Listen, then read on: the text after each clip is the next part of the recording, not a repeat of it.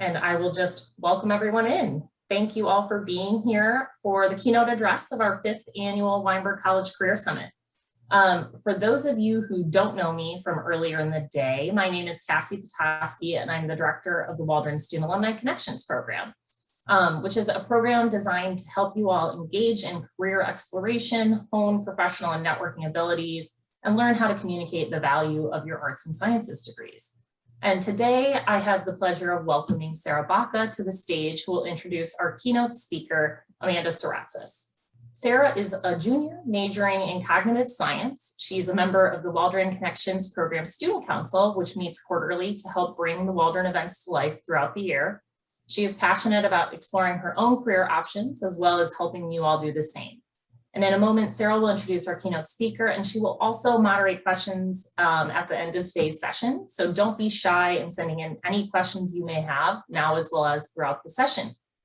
And with that being said, Sarah, thank you so much for being here today. I will pass it off to you. Hi, Cassie. Thanks so much for the introduction. I'll go ahead and introduce Amanda. Dr. Saratsis is a Chicago native. She obtained her degree here in Psychology and Biochemistry, Molecular and Cell Biology from Weinberg College in 2002, where she also studied piano performance in the Bienen School of Music. She completed her medical degree at the University of Illinois at Chicago School of Medicine and her residency training in neurosurgery at Georgetown University Hospital in Washington, D.C., where she spent 3 years investigating pediatric brain tumor molecular biology in the Center for Genetic Medicine Research at Children's National Medical Center. After completing clinical fellowship training in pediatric neurosurgery at the Ann Robert H. Lurie Children's Hospital of Chicago, Dr. Saratsis joined the faculty at Northwestern University and Lurie Children's Hospital in the surgeon scientist track, caring for children with surgical disorders of the central nervous system and conducting translational pediatric brain tumor research. Dr. Saratsis just started her new role as a pediatric neurosurgeon at Raleigh Hospital for Children and associate professor of neurological surgery at Indiana University School of Medicine. Her specialty is clearly in healthcare, but she is also excited to share with you all today more about how her broad liberal arts background has helped her to take advantage of various opportunities that have come up throughout her career. Please join me in welcoming Dr. Amanda Saratsis to the virtual stage. Thank you so much for being here with us today. Oh, thank you, Sarah, for that kind introduction. It's really kind of a humbling experience to hear somebody describe your whole life in a little nutshell there. But I really, really appreciate it. And I'd like to thank Cassie and all of the organizers for the opportunity to address this group today. It's truly an honor to be participating in the Weinberg Career Summit, especially as a Weinberg alum, a former faculty member at Weinberg School of Medicine, and a huge Wildcats football fan. This is such a challenging yet exciting time to be charting the path to a meaningful, fulfilling, and productive career. And I applaud you all for taking the initiative to participate in a program such as this to help you define your vision of where you want your path to lead. By way of introduction and to provide a context for our discussion today, as Sarah said, I'm a pediatric neurosurgeon and a brain tumor researcher at Indiana University. And I'd like to take some time to tell you about my unlikely path getting to where I am today and how my liberal arts education served me well on this journey. But in addition to providing you an example in my own story of how to follow your calling, I hope to inspire you to find and trust the thin hinges on which the doors of opportunity swing, as they're often subtle, unexpected, and truly life-changing. I've learned that in the end, it's sometimes the most indirect paths that lead you right where you're meant to be. So to start, I want to confess that the wisdom I want to share with you today was taught to me by one of my mentors and really role models. I hope you've already identified some mentors in the course of your education thus far. Mentors are those selfless people who inspire, who challenge, who champion you on your path to self-discovery and success. Mentors serve as role models and as examples of character, but also encourage introspection and help lead you down the path that most suits your dreams. And good mentors can be found in the unlikeliest of places. They don't necessarily need to be a chemistry professor or your econ TA. They can be a local entrepreneur, a church leader, a coach, or an accomplished upperclassman, anyone who has experience to share and a vested interest in helping you grow. Importantly, mentor-mentee relationships also take form in all shapes and sizes. They can be long-lived or very short, meaningful interactions, but what matters is how they shape your vision and aptitude for the future ahead. Northwestern is chock full of people who can help you on your path, so find them, grab hold of them, and soak in their wisdom. So one of my many mentors and role models is Dr. Leland Albright, who is, no surprise, a pediatric neurosurgeon. Dr. Albright is the model of a successful, impactful academic pediatric neurosurgeon, having chaired a university department, written hundreds of papers and the definitive textbook on pediatric neurosurgery, and trained countless of residents and medical students in the field. He has saved hundreds, if not thousands, of children's lives in his practice of pediatric neurosurgery, and that's not hyperbole, he really has. He's participated in countless missions to Africa to bring his skills to the underserved there. So when Dr. Albright retired from academic practice in the US in 2010, he and his wife, who is a pediatric neurosurgery nurse practitioner, decided to go to Kenya to build a pediatric neurosurgery training program, anticipating staying there maybe a few years. However, what started as a few years plan turned into almost a decade of service and the development of a formal training program that has fostered a legacy of service and care for gravely ill children with advanced neurological disease and little to no access to basic medical care. When Dr. Albright speaks about his experience in Kenya and the legacy he has left there, he speaks with humility and regret that he couldn't do more, and the wisdom and the knowledge that we are all subject to the force of a butterfly's wing. Just think about the difference in access to basic necessities and care between a baby born to a wealthy country like the United States and a developing nation like Kenya. Think of the good fortune those babies have in the former compared to the latter and the downstream effects of that simple fact. Think of the children who were fortunate enough to reach the care of Dr. Albright and his team, and those families who didn't have the means to even access that care. Dr. Albright tells countless stories of families with poor access to the little care they could provide, families without transportation who would trek literally hundreds of miles on foot to reach the hospital, families whose cultural and religious beliefs led them to distrust Western medicine or reject a child with a congenital malformation or disease, of which we see a lot in pediatric neurosurgery. And often in Kenya, there would be one, maybe two neurosurgeons serving the entire country. Think about that for a minute, the entire country. There will be lines down the hallways of sick patients needing surgery with neither the manpower nor the resources to help them all. So think of those downstream effects of access to care or lack thereof, which in many cases meant the difference between life and death for these children. Now, Dr. Albright's work in Kenya to not only treat patients, but also train others to do so, only scratched the surface of medical need in that country, and it puts into perspective our own challenges with healthcare in the United States. It's something that I would expect most of you, like me, take for granted, but for the countless poor, undocumented immigrants, refugees from war-torn lands like Afghanistan, even for small business owners and their employees who can't afford adequate medical insurance, a trip to the doctor for a checkup may be completely out of reach. In my own training, I've had the privilege of caring for some of these medically underserved populations in Chicago and Washington, D.C., people for whom coming to the doctor meant perhaps not being able to feed their family for a day or two. As a result, these patients would present late in the course of usually horrible and aggressive diseases, not having had the benefit of preventative care or regular health screenings, and as a result would suffer terribly and sometimes not survive their disease, even with the best care that we could provide them.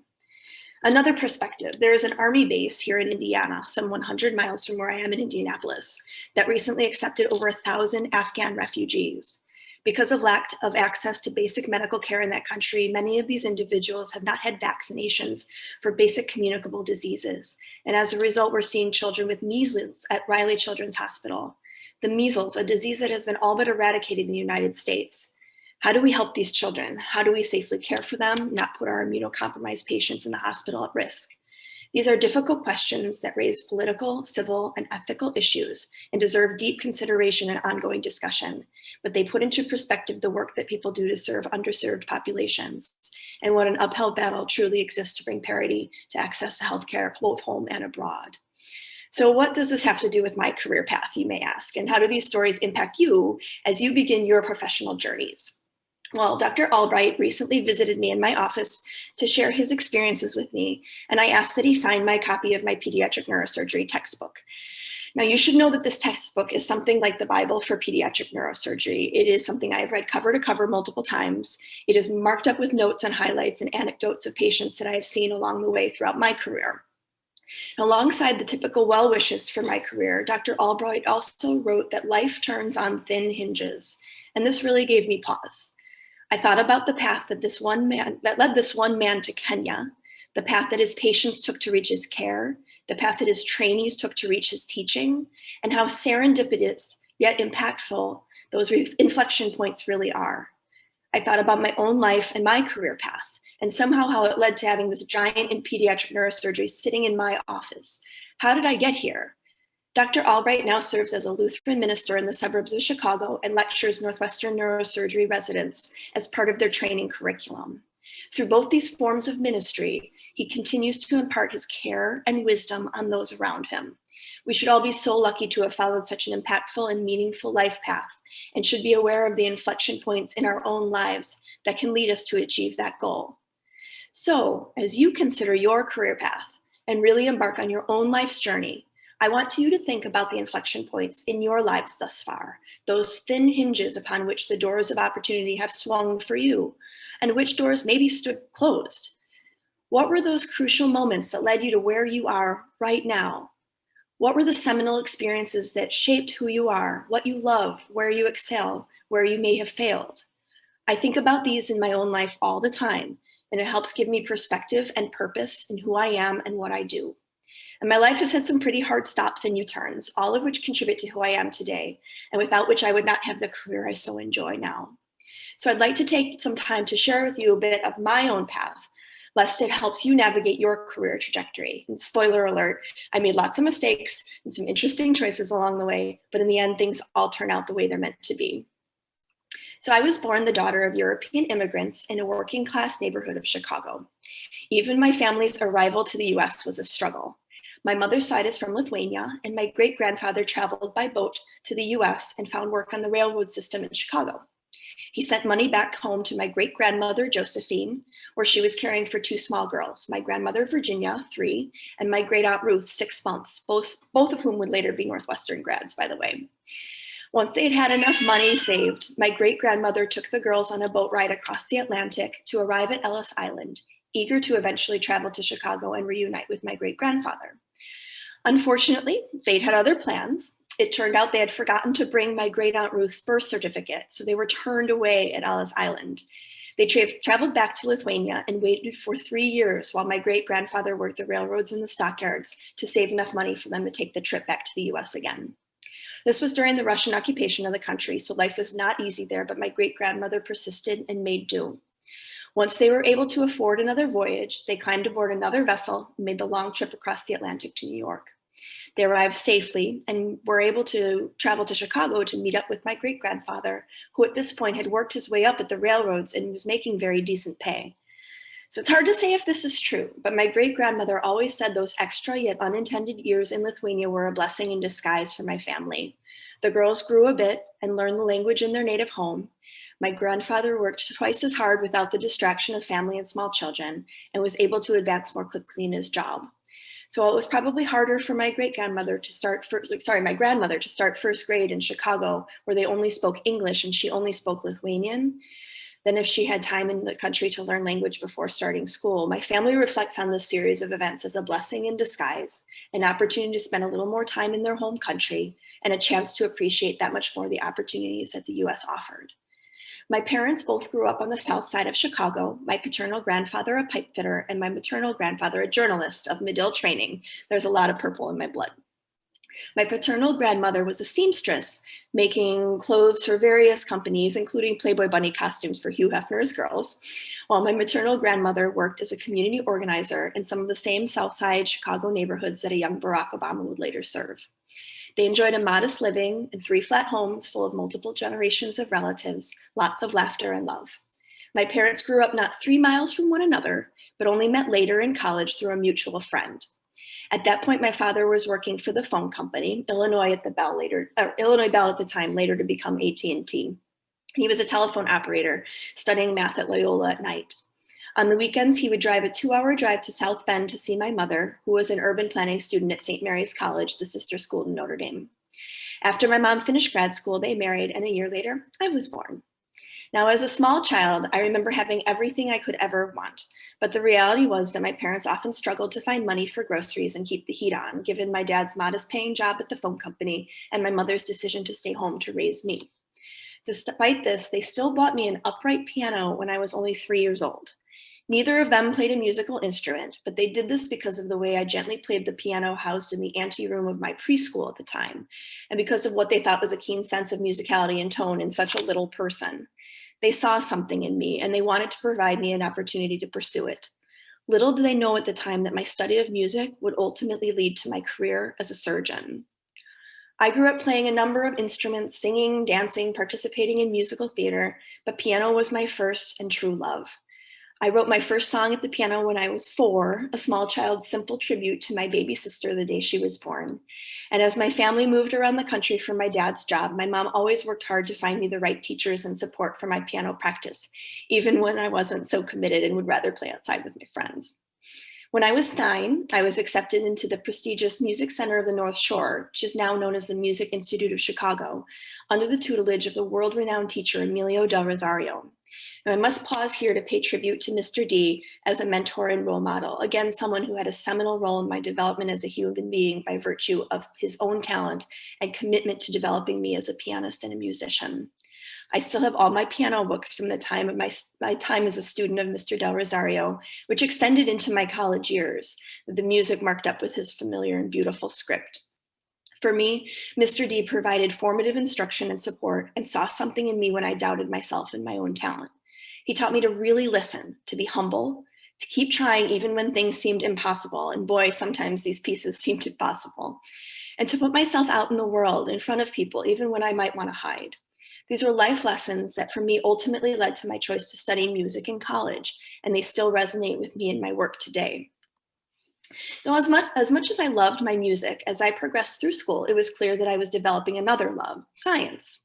I was fascinated by the science of life since I was a little kid, having questioned things like the mechanism of gene expression and HIV pathogenesis at a very young age, with my wonderfully patient but not science-oriented mother taking me to the library to look up answers to my never-ending questions. We did tons of kitchen science experiments and nature walks to collect specimens for inspection with my kitty microscope. And I loved pretending I was a researcher solving the most pressing medical challenges.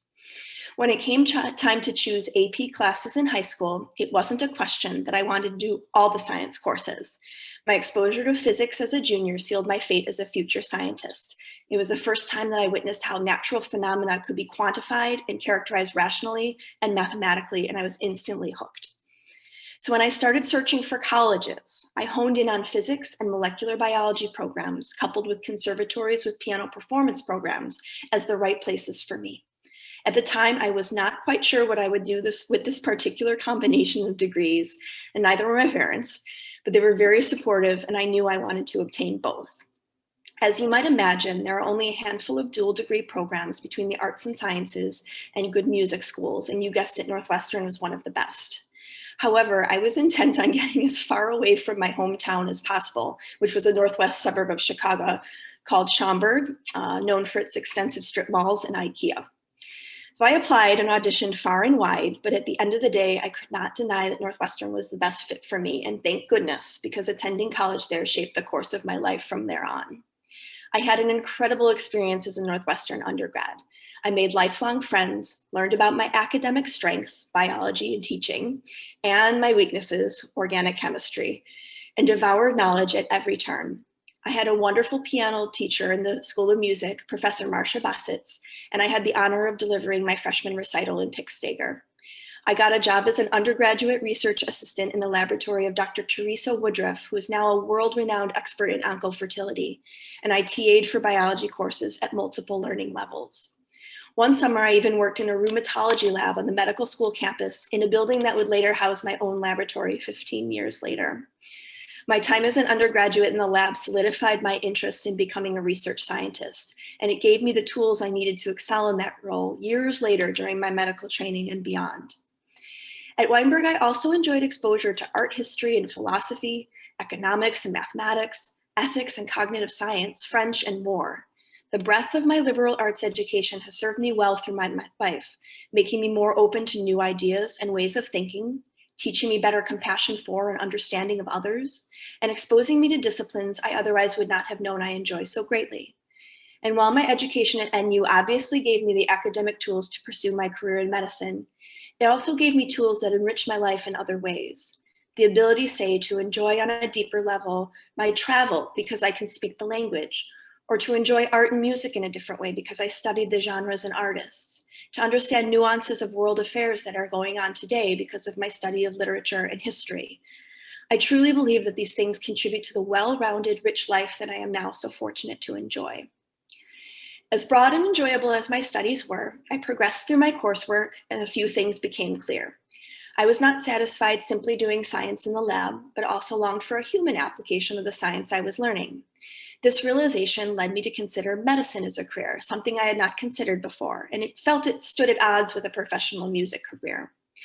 So after a lot of soul searching and careful contemplation, I decided to withdraw from the piano performance program in order to fulfill dual degrees in psychology and molecular biology and biochemistry with a minor in philosophy and a pre-med focus. This was one of the hardest decisions I've ever had to make. But one of the things I loved so much about my college experience is that this crazy combination of endeavors was entirely possible, and it was encouraged and supported by the faculty and the university. I truly believe that this breadth of study enriched me with the knowledge and compassion that make me a better doctor today. So with my pre-med path now defined, I felt invincible. My plan was to complete my requisite coursework, apply to med school, and the world was my oyster. But then organic chemistry hit me like a ton of bricks in my sophomore year. I muddled through the first quarter, barely made it through the winter, and ultimately didn't pass, though it may have had something to do with the extraordinary amount of time I was spending with my boyfriend at the time. I didn't see it that way though, however, and I was convinced it was a sign that medicine wasn't for me. So I decided to switch gears and considered clinical psychology as a career. But something was nagging at me during that spring quarter. So after a lot of consideration, I decided not to give up on pre-med. I swallowed my pride and retook Orgo that summer, and I actually did great. This was a big lesson for me in perseverance and humility. I accepted my failure as temporary and was willing to dust myself off and try again. I share this story with you because I want you to know that despite all the pressure that we put on ourselves to be perfect and succeed all the time, it's okay to fail. We're only human. You just have to try again. You may end up with a greater appreciation for what you've achieved. So needless to say, I got into medical school and was ready to go. I couldn't wait to graduate and move on to the next stage in my education. But NU wasn't done shaping me just yet. It was the final week of school before graduation, what many of you might know of as senior week. This was a time for celebration and revelry, meaning a lot of house parties. My girlfriends and I decided to go to a party of a mutual friend. And while I was there, I had to take a phone call. I stepped out onto the porch of the house to have some quiet. And when I was done, I noticed a very handsome guy standing on the porch near me. We got to talking and found we had a lot in common. We proceeded to spend the next 3 days hanging out with our mutual friends, discovering that we even had taken classes together over the years, but despite this had never met. We liked each other so much we sat together at graduation, which provoked some raised eyebrows from our respective parents. My mom remembers saying to my dad, "Who is this Alex character?" But things turned out for the best, and Alex and I have been together now over 20 years, married for 11, with 2 beautiful children and a wonderful life together. Thin hinges indeed. Meeting my spouse at NU may have been one of the most impactful college experiences I had, and it happened the final week I attended school. So back to my career path, I coasted through medical school with Alex by my side. I will forever cherish my memories of our Sunday nights together. They were the night before all of my medical school exams, and we would watch The Sopranos over takeout, and Alex would quiz me using my neurotically prepared note cards in preparation for my tests the next day. I worked really hard with the intent to become a pediatric oncologist. I had planned to do cancer research while taking care of sick children. But as I was beginning to learn, fate had other plans for me. I took my surgery rotation early in my training to get it over with, thinking I had absolutely no interest in a surgical career, and hence it wouldn't matter if I underperformed for lack of experience. But contrary to my expectations, I loved the OR. I will never forget my very first night on call, where a patient with a gunshot wound to the abdomen rolled into the ER emergently. We whisked her down the operating room in order to do what is called an exploratory laparotomy, which is where you open the abdomen from stem to stern to assess for damage to repair. The team consisted of an attending surgeon, myself, and a chief resident who was a woman in her early 30s. I was mesmerized as she opened the abdomen and proceeded to do what's called running the bowel, essentially a maneuver where you inspect every inch of the intestines for damage. The OR hummed, beeped, and whirled as she worked deftly to repair the damage from the bullet. And as I watched her command the room, I couldn't help but think of her as a concert master, leading the orchestra on first violin, the way her fingers moved, and she controlled the surgical field. She conducted the activity of all the team members in that room. It was in that moment that I gained new clarity on the connection between my musical training and my future medical career. I had been training my hands my whole life as a pianist, but maybe these were also the hands of a surgeon. 2 years and many surgery rotations later, I matched in general surgery residency at Georgetown University. My intent was to become the consummate surgeon, expert in all things, and then specialize in plastic surgery, followed by a craniofacial fellowship, and do skull remodeling procedures on babies for my career. Something simple. However, a few months into my internship, it became clear that Gen Surg training may not be what I needed to fulfill my goal, and that there were more direct paths to craniofacial surgery than 8 years in general surgery residency. I was lucky enough to be offered a position in otolaryngology or ENT surgery, after which one can specialize in a facial surgery fellowship. And this was in Irvine, California. It seemed like a dream job, and I was more than happy to leave DC behind, trading my winter clothes for a surfboard and a swimsuit. But little did I know that this one door opening would lead to a corridor in an unexpected direction. As part of my internship training, I needed to rotate for a month on the neurosurgery service. At the time, I was intimidated, but honestly totally geeked about this rotation. I was excited to join friends on service and see what brain surgery was all about. Plus, I knew it meant a lot of time in the neuro ICU, and I really loved taking care of complicated sick patients. The first time I scrubbed in a neurosurgical procedure, I explained to the attending how I ended up on the rotation switching fields to ENT. And I'll never forget how Dr. Calhorn, who would become a dear friend and mentor of mine, paused the procedure, turned to me and in a very serious tone asked, "But how do you know you won't want to switch into neurosurgery?" I laughed him off at the time, thinking it would be crazy for me to change my mind yet again about my future career. But as it turns out, as with most things, Dr. Calhorn was right. I loved my neurosurgery rotation and was thrilled to learn that the residency program at Georgetown was expanding to 2 residents a year and looking to fulfill a position for which I would qualify. I jumped at the opportunity, and after only 6 months in California, moved right back to DC, there's that U-turn I was talking about, to join the neurosurgery residency program at Georgetown. It was a homecoming I will never forget, for after years of searching, I finally felt I'd found my home. The rest, as they say, is history. I completed my residency training at Georgetown, followed by an extra year in research studying the molecular genetics of pediatric brain tumors at Children's National Medical Center in DC. It was there at Children's during my 3rd year of residency where I served on the Pediatric Neurosurgery service and had another career-changing experience. It was a Saturday afternoon and I was on call that weekend. I was studying for my written board exam in a coffee shop when I got a page from the radiologist on call. "Come quick, we have a new brain tumor," she said. So I rushed back to the hospital, learning on the way that the child was 6 years old and had been sent by her eye doctor for a routine brain MRI after noticing some subtle eye movements. What they found, however, was not what anyone was expecting.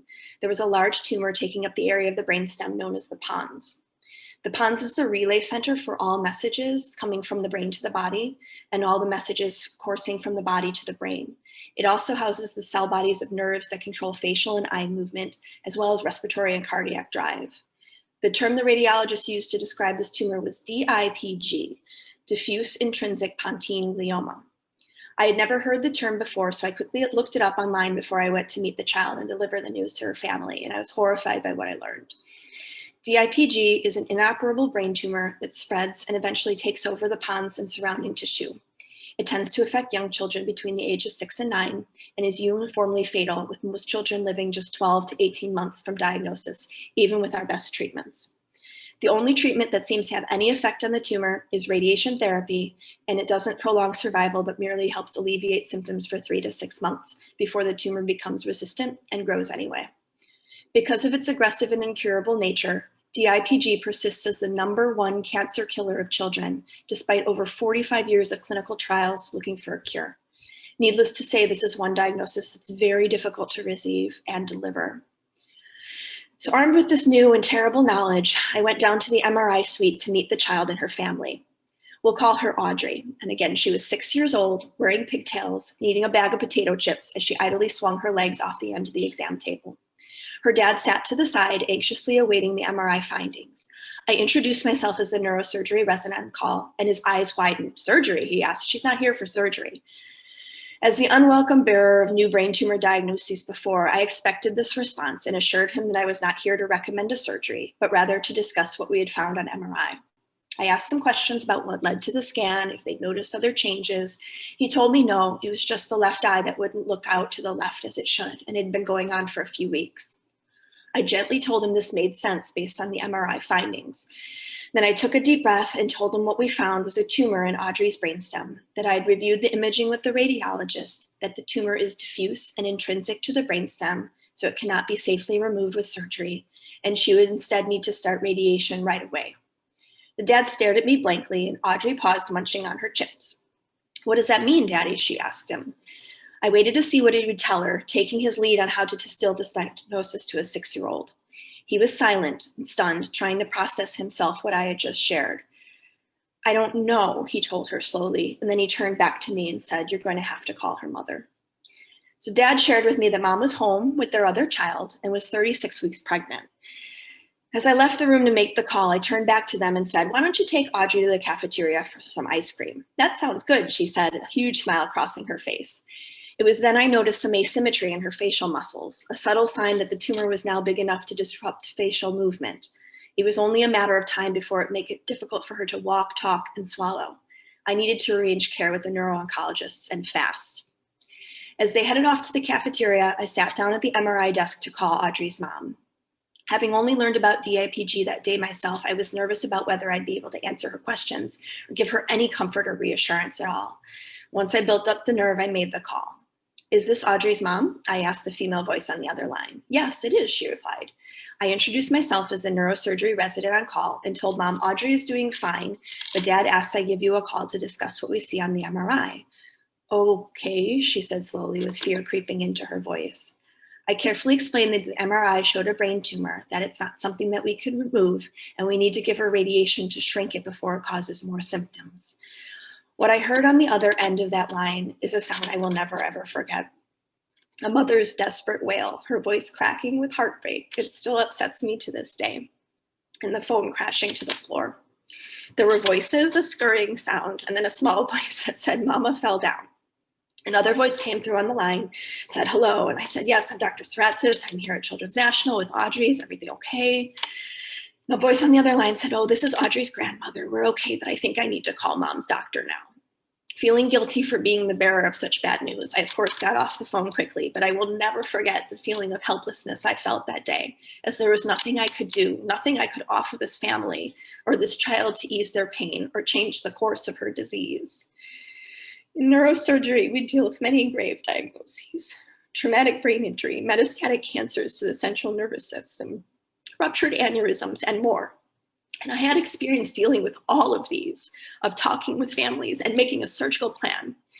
But this felt different. This was different. And as a surgeon, there was really nothing I could do for this family to make it better for their little girl.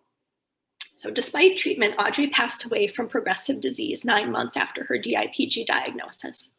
I had gotten to know her and her family during this time, and the loss was painful, but we developed a beautiful relationship.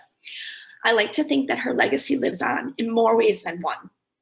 Because a year later, when it was time for me to choose an area of research to pursue, there was no question in my mind. I knew I wanted to study DIPG.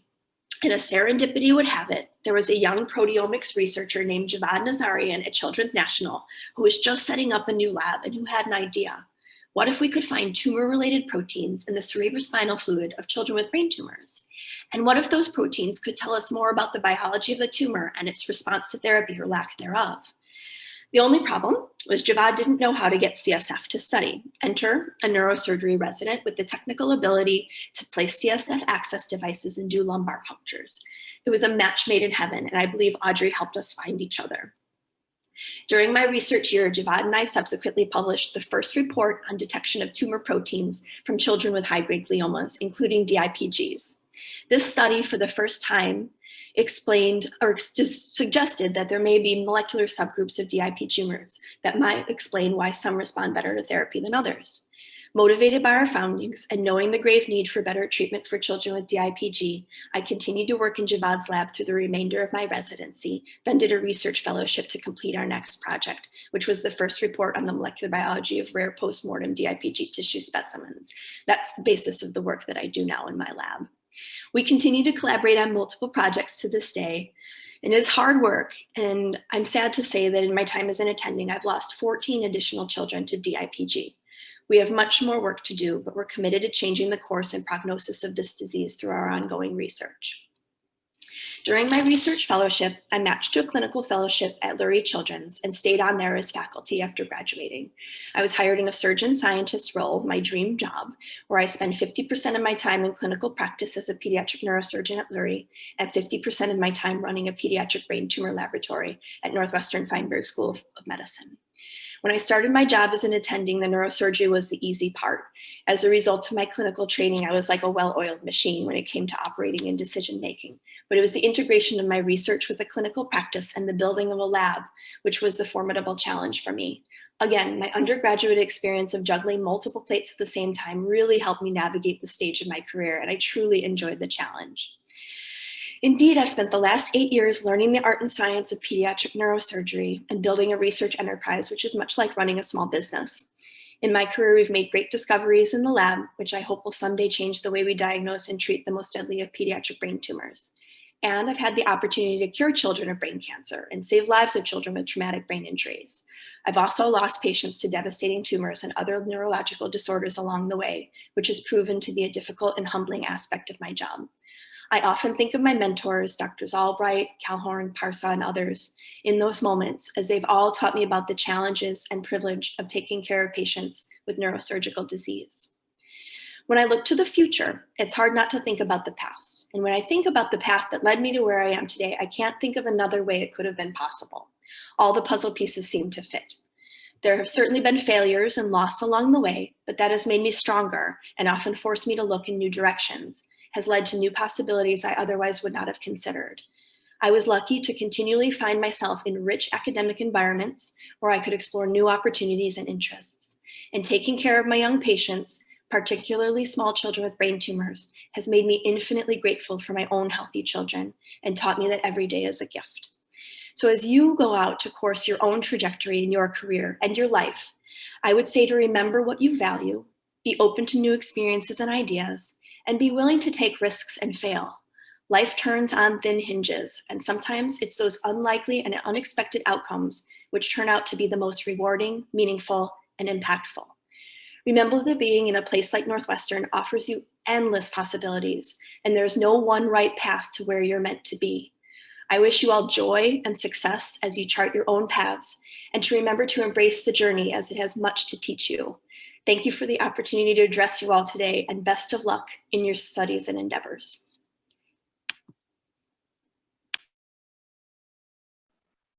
Thank you so much, Dr. Saratsis. That was a beautiful speech. We have a few questions rolling in the chat, and everyone who's attending, just feel free to send them in and I'll go ahead and read them. Our first question is from Amanda Westrich, and she wants to know a little bit more about how you balanced your different course loads while studying piano, science, psychology, just how you balanced all of that while you were here at Northwestern. Sure, that's a great question. And, balance is something that I still struggle with even today in my own life with kids and family responsibilities. So I think, that experience is really, really important. I think prioritizing, being very organized. I'm a planner person, so I had a planner where I wrote down, my goals for the week every week and what kind of took precedent. And I really leaned on my friends also. I had a lot of friends, in my various courses of study that we would study with and stay kind of, accountable to each other. That would really help me balance all those different demands on my time. I also found ways to integrate. For example, my desire to kind of take care of people and do healthcare like things, and my piano led me to get a job at a nursing home where I could play piano for the residents who were there, which kind of felt a little bit medical as well. So there were ways to be creative and kind of combine some of my interests into one. But it's always a challenge. It's not easy, but I think, accessing even upperclassmen that have done it before you is really good advice as well. And just trying to prioritize and keep the things that are most important on the forefront for you is the best way to find balance. Our next question is about your kind of soul searching that led you to choose medicine. Just could you share a little bit more about that, and also your undergraduate research experience and how that informed your career path? Sure. So that's a really good question. Those two things really go hand in hand. So as I touched upon a little bit, I was working in a reproductive endocrinology lab under Dr. Teresa Woodruff, who's phenomenal. You guys should all Google her. She's an amazing, amazing human being. But I was working in her lab. I was studying the endocrinology of Siberian hamsters, looking at the different endocrine pathways that lead to fertility and lack thereof. And it was really fascinating work, but it was very isolating. You know, there was a lot of time in the lab, a lot of, nights and weekends. Talk about balance. I would do my work nights and weekends in the lab because I had such a heavy course load during the days. And I really longed for a human application or a human connection. So what I did to balance that was I volunteered at Evanston Hospital. I actually delivered flowers as a volunteer to the various patients in the hospital. And that just gave me some of that human interaction that I was looking for, which really helped me kind of solidify my desire to be in a healthcare environment. I really liked being around sick patients. I really liked learning their stories and learning, how they were being cared for. It was really fascinating to me, and it was a direct application of that science that I was working on in the lab. So that really led me to kind of switch gears from a bench scientist perspective to pre-med. And honestly, when I decided to do pre-med, I felt like I was leaving behind the bench science to a certain degree. I looked at MD, PhD programs. I kind of knew I was interested in some, more programs like oncology or something that was going to require a fellowship. Residency was going to be a really long time. So the thought of an MD, PhD program just seemed so daunting.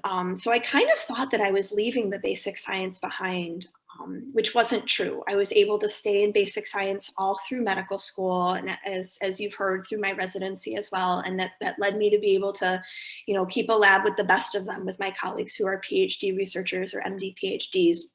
So it's really just about kind of creating your opportunities and kind of listening to your heart and finding what really resonates with you and what really makes you feel the most satisfied and the most happy in what you're doing, what you value. Our next question is from Nicole. She says that she wants to know a little bit more about how you balance your mental health working in such a difficult field and under difficult circumstances. Oh, that's a really good question. First of all, I have a great support system in my family. My husband is just phenomenal. He has always, as I mentioned, I gave that little anecdote of him quizzing me. He is not medical. He works in professional sports, but he has always been right there supporting me, understanding the demands of my studies on my time and my training. And, when I have to get up and leave family dinner because I'm getting called for an emergency at the hospital, there's no resentment. There's only support there. Good friends also, being able to blow off steam with good friends. I'm a runner. That's been a huge piece for me, is being able, I run to and from work, which really helps me get in kind of a good mental state, especially before a big surgery. When I'm nervous about a big surgery that I have, I'll run to work, and that really helps me feel kind of pumped up and balanced.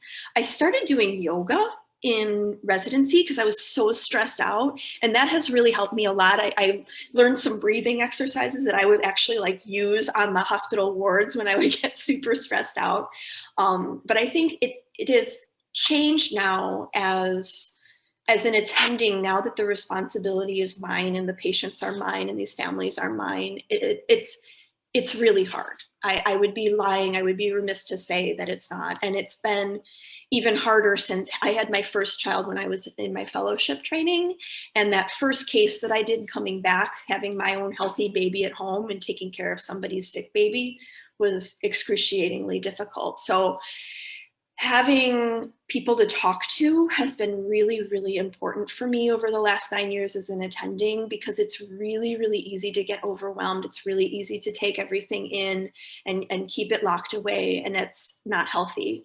Really have to find good and effective coping mechanisms, whether that's talking to a therapist, to having kind of a group of docs that I can speak to and kind of commiserate with.